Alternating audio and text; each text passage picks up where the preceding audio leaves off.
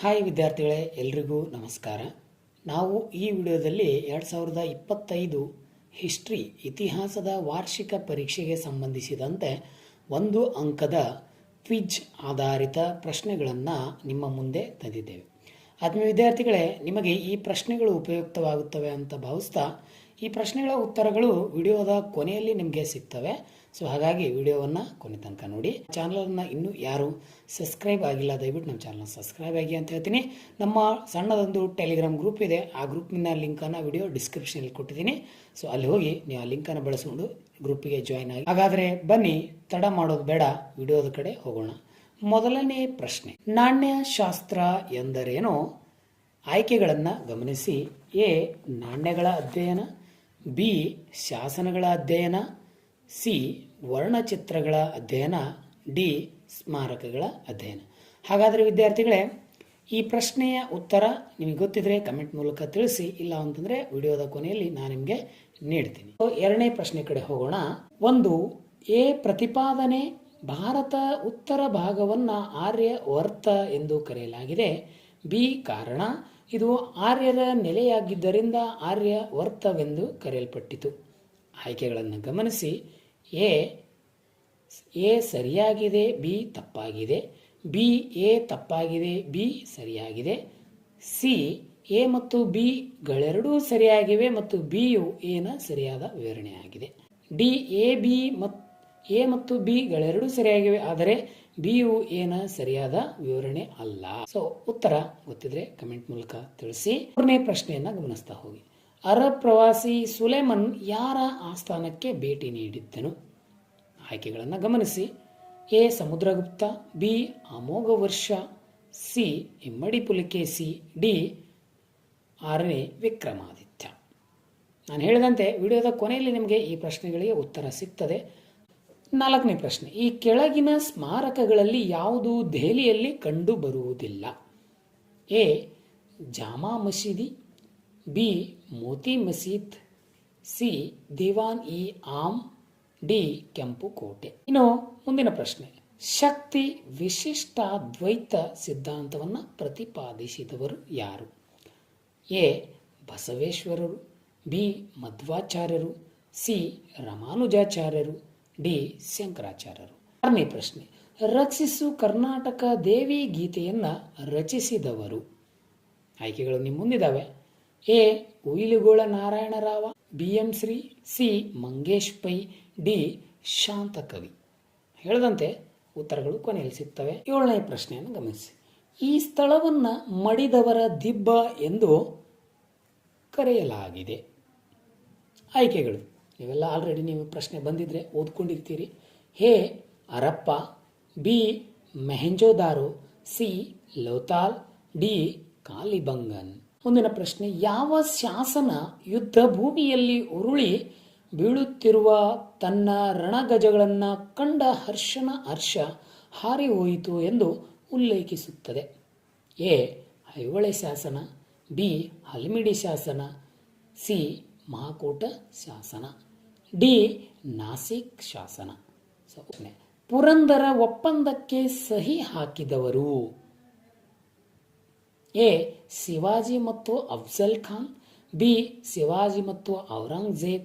C, Shivaji ಮತ್ತು Jai Singh. D, Shivaji ಮತ್ತು ಸೈಸ್ತಾ ಖಾನ್.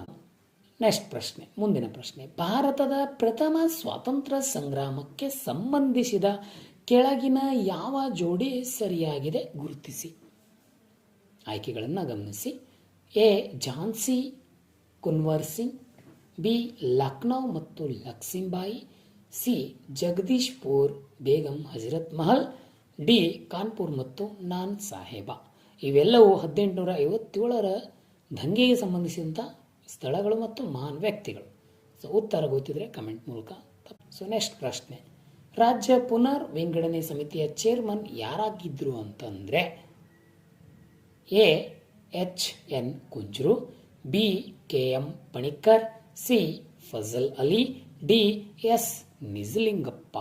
ಅದೇ ರೀತಿ ವಿಡಿಯೋ ಇಷ್ಟ ಆದರೆ ಲೈಕ್ ಮಾಡಿ, ನಿಮ್ಮ ಸ್ನೇಹಿತರು ಸಹ ಶೇರ್ ಮಾಡಿ, ಕಮೆಂಟ್ ಮಾಡೋದನ್ನು ಮರಿಬೇಡಿ. ಮುಂದಿನ ಪ್ರಶ್ನೆಯನ್ನು ಗಮನಿಸ್ತಾ ಹೋಗಿ. ಈ ಕೆಳಗಿನವರುಗಳಲ್ಲಿ ಯಾರು ಭಾರತದ ಮೇಲೆ ದಾಳಿ ಮಾಡಿದವರಲ್ಲ? ಆಯ್ಕೆಗಳು: ಎ ಗ್ರೀಕರು, ಬಿ ಅರಬರು, ಸಿ ರೋಮನ್ನರು, ಡಿ ಟರ್ಕರು. ಮುಂದಿನ ಪ್ರಶ್ನೆ, ಗುಪ್ತ ಶಕೆ ಯಾವಾಗ ಪ್ರಾರಂಭ ಆಯಿತು?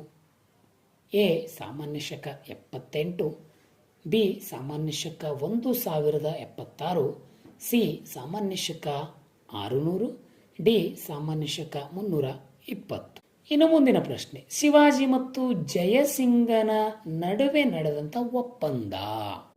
ನಿಮ್ಗೆ ಹಿಂದಿನ ಪ್ರಶ್ನೆ ಪತ್ರಿಕೆಯನ್ನು ನೋಡಿದರೆ, ಹಿಂದಿನ ಪ್ರಶ್ನೆಯನ್ನು ಗಮನಿಸಿದರೆ ಇದಕ್ಕೆ ಉತ್ತರ ಸಿಗಬಹುದು ಅಂತ ನನ್ನ ಅನಿಸಿಕೆ. ಎ ಪುರಂದರ ಒಪ್ಪಂದ, ಬಿ ಪಂಡರಾಪುರ ಒಪ್ಪಂದ, ಸಿ ರಾಯಗಢ ಒಪ್ಪಂದ, ಡಿ ತೋರಗಢದ ಒಪ್ಪಂದ. ನೆಕ್ಸ್ಟ್ ಪ್ರಶ್ನೆ ಬರೋಣ. ಭಾರತದಲ್ಲಿ ಡಚ್ಚರ ರಾಜಧಾನಿ? A Goa, B Pulicat, C Pondicherry, D Cochin. ಇನ್ನು ಕೊನೆಯ ಪ್ರಶ್ನೆಗೆ ಬರೋಣ. ನಾವು ಈ ವಿಡಿಯೋದ ಕೊನೆಯ ಪ್ರಶ್ನೆ ಯಾವುದು ಅಂತಂದರೆ, ಮಧ್ಯವರ್ತಿಗಳಿಲ್ಲದೆ 50% ಕಂದಾಯವನ್ನು ರೈತರು ಸರ್ಕಾರಕ್ಕೆ ಪಾವತಿ ಮಾಡುವ ಪದ್ಧತಿ ಯಾವುದಾಗಿತ್ತು? ಆಯ್ಕೆಗಳಿದ್ದಾವೆ. ಎ ಮಹಲ್ವಾರಿ ಪದ್ಧತಿ, ಬಿ ರೈತವಾರಿ ಪದ್ಧತಿ, ಸಿ ಜಮೀನ್ದಾರಿ ಪದ್ಧತಿ, ಡಿ ತಾಲೂಕ್ದಾರಿ ಪದ್ಧತಿ. ರೈತರಿಗೆ ಸಂಬಂಧಿಸಿದಂಥ ಒಂದು ಪ್ರಶ್ನೆ ಇದೆ, ಉತ್ತರ ಸರಳವಾಗಿ ಸಿಗ್ತದೆ. ನೀವೆಲ್ಲರೂ ಕಮೆಂಟ್ ಮೂಲಕ ತಪ್ಪದೆ ತಿಳಿಸಬೇಕು. ನಾನು ವಿಡಿಯೋದ ಮೊದಲಿಗೆ ಹೇಳಿದಂತೆ ಪ್ರಶ್ನೆಗಳ ಎಲ್ಲ ಉತ್ತರವನ್ನು ನಾನು ಇಲ್ಲಿ ನೀಡಿದ್ದೀನಿ. ಸೊ ಮೊದಲನೇ ಪ್ರಶ್ನೆ, ನಾಣ್ಯಶಾಸ್ತ್ರ ಎಂದರೇನು? ಉತ್ತರ, ನಾಣ್ಯಗಳ ಅಧ್ಯಯನವನ್ನು ನಾಣ್ಯಶಾಸ್ತ್ರ ಅಂತ ಕರಿತೀವಿ. ಎರಡನೇ ಪ್ರಶ್ನೆ, ಉತ್ತರ ಎ ಮತ್ತು ಬಿ ಎರಡೂ ಸರಿಯಾಗಿವೆ, ಅದರ ಸರಿಯಾದ ವಿವರಣೆ ಇದೆ. ಅರಬ್ ಪ್ರವಾಸಿ ಸುಲೇಮಾನ್ ಅಮೋಘ ವರ್ಷನ ಆಸ್ಥಾನಕ್ಕೆ ಭೇಟಿ ನೀಡಿದ. ಈ ಕೆಳಗಿನ ಸ್ಮಾರಕಗಳಲ್ಲಿ ದೆಹಲಿಯಲ್ಲಿ ಕಂಡು ಬರಲಾರದಂಥ ಸ್ಮಾರಕ ಅಂತಂದರೆ ಅದು ಮೋತಿ ಮಸೀದಿ. ಶಕ್ತಿ ವಿಶಿಷ್ಟ ಅದ್ವೈತ ಸಿದ್ಧಾಂತ ಪ್ರತಿಪಾದಿಸಿದರು ನಮ್ಮ ಬಸವೇಶ್ವರರು. ರಕ್ಷಿಸು ಕರ್ನಾಟಕ ದೇವಿ ಗೀತೆಯನ್ನ ರಚಿಸಿದವರು ಶಾಂತ. ಈ ಸ್ಥಳವನ್ನ ಮಡಿದವರ ದಿಬ್ಬ ಎಂದು ಕರೆಯಲಾಗಿದೆ. ಬಿ ಮೆಹಂಜೋದಾರೋ. ಯಾವ ಶಾಸನ ಯುದ್ಧ ಭೂಮಿಯಲ್ಲಿ ಉರುಳಿ ಬೀಳುತ್ತಿರುವ ತನ್ನ ಗಜಗಳ ಕಂಡ ಹರ್ಷ ಹರಿಹೋಯಿತು ಎಂದು ಉಲ್ಲೇಖಿಸುವ ಶಾಸನ ಐಹೊಳೆ ಶಾಸನ. ಪುರಂದರ ಒಪ್ಪಂದಕ್ಕೆ ಸಹಿ ಹಾಕಿದವರು ಶಿವಾಜಿ ಮತ್ತು ಜಯಸಿಂಗ. ಭಾರತದ ಪ್ರಥಮ ಸ್ವಾತಂತ್ರ್ಯ ಸಂಗ್ರಾಮಕ್ಕೆ ಸಂಬಂಧಿಸಿದ ಕೆಳಗಿನ ಯಾವ ಜೋಡಿ ಸರಿಯಾಗಿದೆ ಗುರುತಿಸಿ ಅಂತಂದರೆ ಕಾನ್ಪುರ್ ಮತ್ತು ನಾನಾ ಸಾಹೇಬ್. ರಾಜ್ಯ ಪುನರ್ ವಿಂಗಡನಾ ಸಮಿತಿಯ ಚೇರ್ಮನ್ ಸಿ ಫಜಲ್. ಕೆಳಗಿನವುಗಳಲ್ಲಿ ಯಾರು ಭಾರತದ ಮೇಲೆ ದಾಳಿ ಮಾಡಿಲ್ಲ ಅಂತಂದರೆ ರೋಮನ್ನರು. ಗುಪ್ತ ಶಕೆ ಆರಂಭವಾದ ವರ್ಷ ಸಾಮಾನ್ಯ ಶಕ 320. ಶಿವಾಜಿ ಮತ್ತು ಜಯಸಿಂಗ ಅವರ ನಡುವೆ ಆದಂಥ ಒಪ್ಪಂದ ಪುರಂದರ ಒಪ್ಪಂದ. ಭಾರತದಲ್ಲಿ ಡಚ್ಚರ ರಾಜಧಾನಿ ಪುಲಿಕಾಟ್. ಇನ್ನು ಕೊನೆ ಪ್ರಶ್ನೆಗೆ ಉತ್ತರ, ಮಧ್ಯವರ್ತಿಗಳಿಲ್ಲದೆ 50% ಕಂದಾಯವನ್ನು ರೈತರು ಸರ್ಕಾರಕ್ಕೆ ಪಾವತಿ ಮಾಡುವ ಪದ್ಧತಿಯೇ ರೈತವಾರಿ ಪದ್ಧತಿ. ಕಮೆಂಟ್ ಮೂಲಕ ಈ ರೈತವಾರಿ ಪದ್ಧತಿಯನ್ನು ಯಾರು ಜಾರಿಗೆ ತಂದರು ಅಂತೇಳಿ ನನಗೆ ಕಮೆಂಟ್ ಮೂಲಕ ತಿಳಿಸಿ. ಸೊ ಆತ್ಮೀಯ ವಿದ್ಯಾರ್ಥಿಗಳೇ, ಇದಿಷ್ಟು ಇತಿಹಾಸ ವಿಷಯದ ವಾರ್ಷಿಕ ಪರೀಕ್ಷೆ ಸಂಬಂಧಿಸಿದಂತೆ 1 ಅಂಕದ ಕ್ವಿಜ್ ಆಧಾರಿತ ಪ್ರಶ್ನೆಗಳಾಗಿದ್ವು. ಸೊ ವಿಡಿಯೋ ಹೇಗಂತೇಳಿ ನನಗೆ ಕಮೆಂಟ್ ಮೂಲಕ ತಪ್ಪದೆ ನೀವೆಲ್ಲರೂ ತಿಳಿಸಿ ಅಂತ ಹೇಳ್ತೀನಿ. ಸೊ ಎಲ್ರಿಗೂ ಧನ್ಯವಾದಗಳು. ನಮಸ್ಕಾರ.